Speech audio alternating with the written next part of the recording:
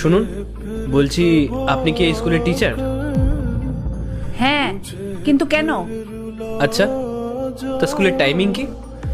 আশ্চর্য, আপনি কে আর আমাকে এইসব জিজ্ঞেস করছেন কেন?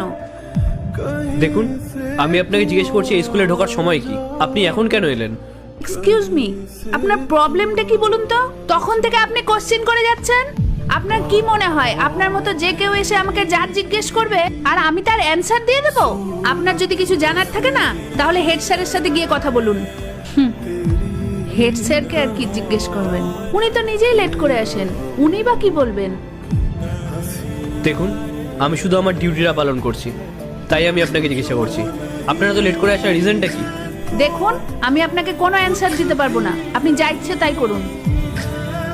আমি এখানকার একজন সরকারি টিচার, আমি যাকে তাকে অ্যানসার দিতে রাজি নই। আচ্ছা, তার মানে আপনি আমাকে কিছু বলবেন না?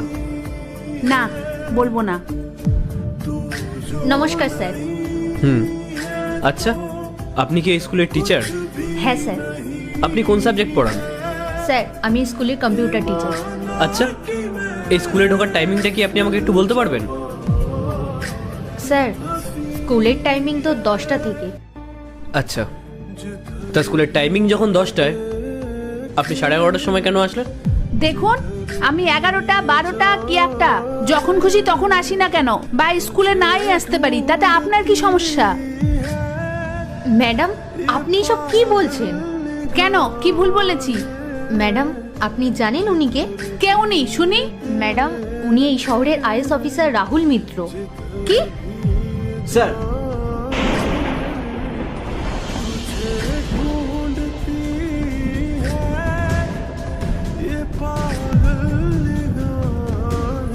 আমাকে ক্ষমা করে দিন, আমি আপনাকে চিনতে পারিনি।